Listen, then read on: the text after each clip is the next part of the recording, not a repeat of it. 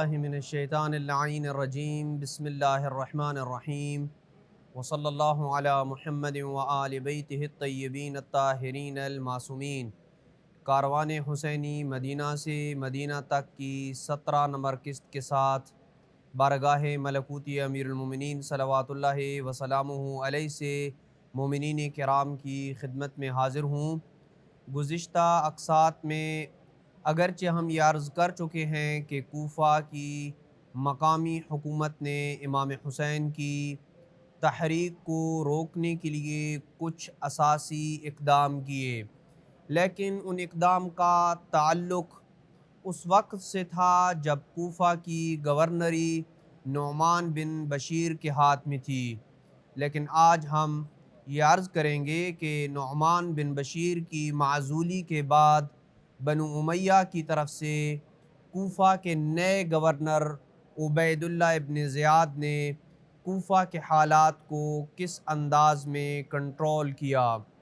اور جب 18,000 سے 40,000 کے لگ بھگ افراد جناب مسلم ابن عقیل کے ہاتھ پہ امام حسین کی بیعت کر چکے تھے، تو آخر ابن زیاد نے کیا ایسے اقدامات کیے کہ ایک وقت ایسا بھی آیا کہ سفیر حسین کو کوفہ میں نہ کوئی پناہ دینے کو تیار تھا اور نہ ہی کوئی رستہ بتانے کی ہمت کر رہا تھا۔ ابن زیاد نے یزید کے حکم کی تعمیل اور اہل بیت سے بغض کی حد کر دی کہ مورخین لکھتے ہیں کہ ابن زیاد کو خبر مل چکی تھی کہ حسین ابن علی کوفہ کی طرف نکل چکے ہیں، اس لیے اس کی کوشش تھی کہ کسی بھی صورت حسین ابن علی سے پہلے کوفہ پہنچے۔ اس لیے اس نے 500 افراد کو بصرہ سے چنا اور اپنے ساتھ لے کر انتہائی تیز رفتاری سے چلا۔ اتنی تیز رفتاری سے چلا کہ اگر اس کے ساتھیوں میں سے کوئی رستے میں گرتا تو ابن زیاد مڑ کے بھی نہ دیکھتا، یہاں تک کہ قادسیہ کے مقام پہ ابن زیاد کا غلام جب گرا تو ابن زیاد نے اسے کہا کہ اگر اسی حال میں تم چلو جیسے چل رہے ہو تو عنقریب کوفہ کے قصر امارہ کو دیکھو گے، اور اس کے عوض میں تمہیں 1,00,000 درہم انعام دوں گا۔ تو اس کے غلام جس کا نام مہران تھا اس نے کہا کہ خدا کی قسم مجھ میں مزید چلنے کی اب ہمت باقی نہیں ہے۔ ابن زیاد نے اپنے غلام کو وہیں چھوڑا اور یمنی لباس پہنا، سیاہ عمامہ باندھا اور چل دیا،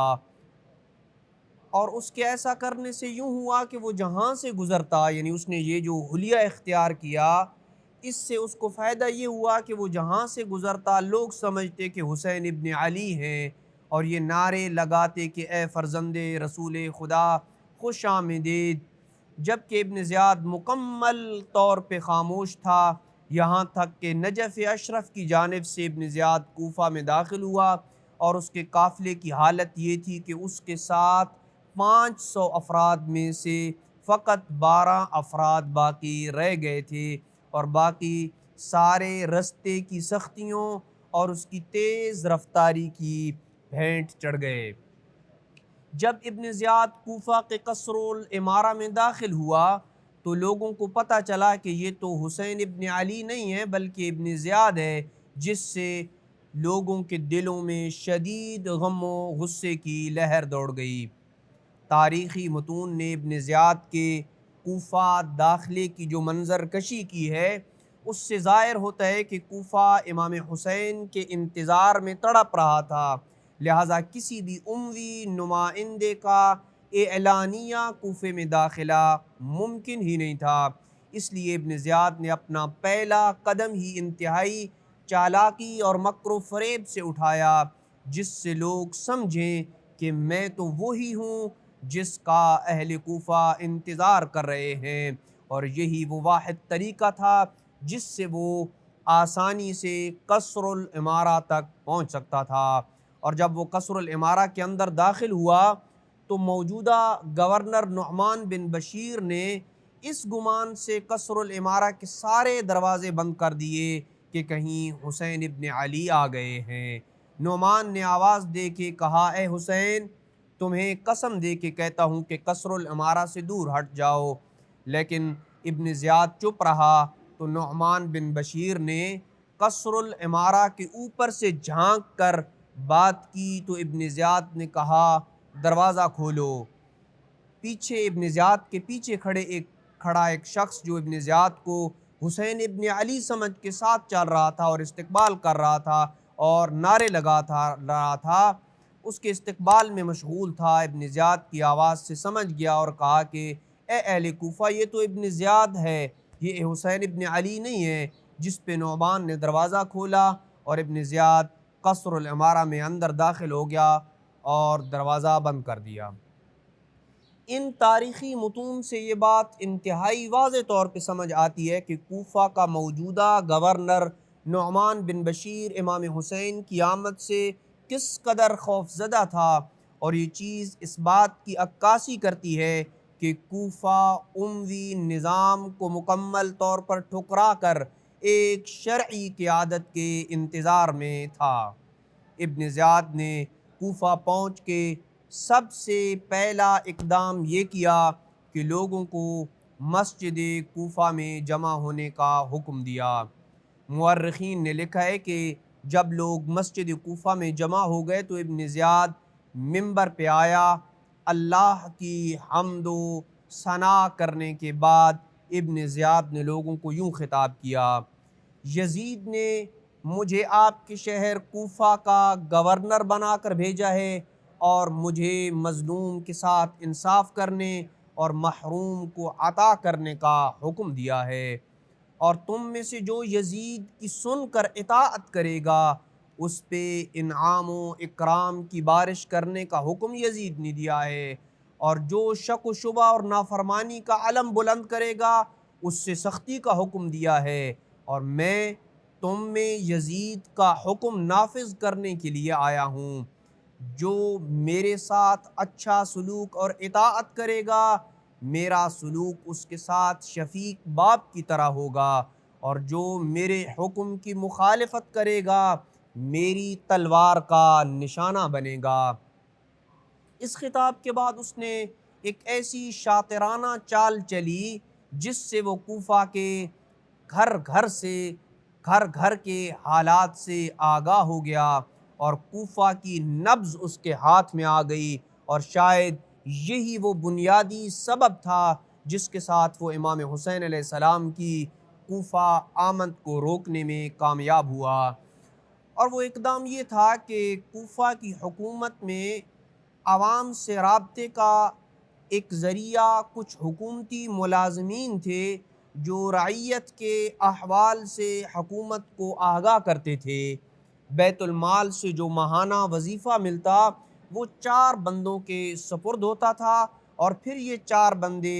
ان حکومتی ملازمین کو جا کر یہ وظیفہ دیتے جو گھر گھر جا کر یہ وظیفہ لوگوں کو پہنچاتے، اور انہیں ہر گھر کی مکمل رپورٹ ہوتی تھی۔ اس قسم کے ملازمین کو عربی زبان میں عریف کہتے ہیں، اور اردو میں اس کا ترجمہ علاقے کا نگران اور منتظم کر سکتے ہیں۔ کوفہ میں اس وقت 100 منتظم و نگران تھے جن کے پاس پورے کوفہ کے ہر گھر کے افراد کی تعداد اور ان کے نام درج تھے۔ ہر پیدا ہونے والے بچے کا نام ان کے پاس درج کروایا جاتا تھا تاکہ اسے بیت المال سے حصہ دیا جائے، اور ہر مرنے والے کا نام ان کے رجسٹرڈ سے کاٹ دیا جاتا تھا۔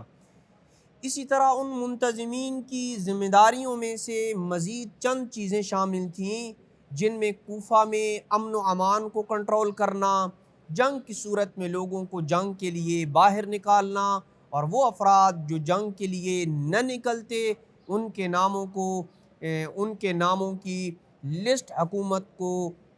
دینا جیسے کام ان کی ذمہ داریوں میں شامل تھا، اور اگر یہ منتظمین اپنی ان ذمہ داریوں میں کوتاہی کرتے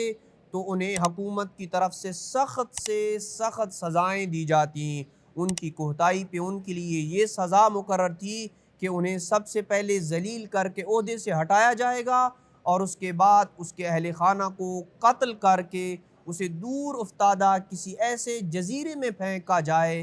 جہاں کی گرمی میں انسان کا رہنا ممکن نہ تھا۔ پس ابن زیاد نے مسلم ابن عقیل کی تحریک کو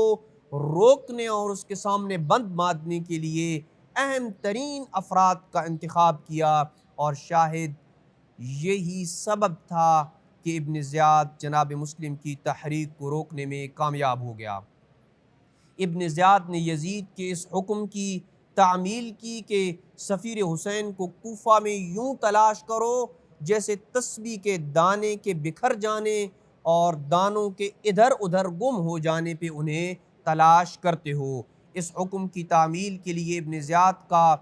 دوسرا اہم ترین اقدام یہ تھا کہ اس نے کوفہ کے ان منتظمین جن کا ہم نے تعارف کروایا ہے، ان منتظمین اور نگرانوں کو حکم دیا کہ تمہارے ماتحت افراد میں سے جو بھی اجنبی ہیں ان کے ناموں کی لسٹ مجھے تفصیل کے ساتھ فراہم کرو، جو یزید کو امیر المومنین مانتے ہیں ان کے نام بھی مجھے دو، اور جو یزید کی حکومت کے خلاف شک و شبہ اور اختلاف پیدا کر رہے ہیں ان کے نام بھی مجھے دو۔ پس تم میں سے جو مجھے یہ انفارمیشن دے گا وہ آزاد ہے، اور جو مجھے یہ تفصیل لکھ کر نہ دے گا وہ اپنے ماتحت افراد کی یہ ضمانت دے کہ کوئی یزید اور ہماری مخالفت نہیں کرے گا، یعنی تمہارے ماتحت افراد میں سے کوئی بھی ہماری اور یزید کی مخالفت نہیں کرے گا اور ہمارے خلاف بغاوت کا سوچے گا بھی نہیں، اور تم منتظمین میں سے جس نے اپنے ماتحت افراد میں سے کسی ایک شخص کی بھی رپورٹ مجھے نہ دی اس کا مال اور خون ہمارے لیے حلال ہوگا، اور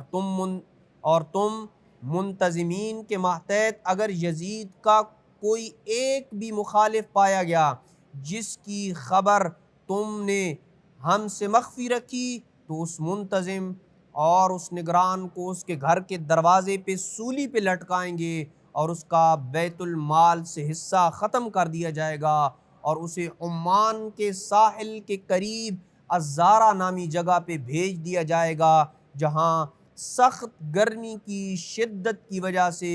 زندگی گزارنا ممکن نہ تھا۔ اسی سلسلے کو آئندہ اقساط میں مزید آگے بڑھایا جائے گا۔ خدا ہمیں راہ امام حسین پہ گامزن رہنے کی توفیق نصیب فرمائے۔ وصلی اللہ علی محمد وآل بیتہ الطیبین الطاہرین المعصومین۔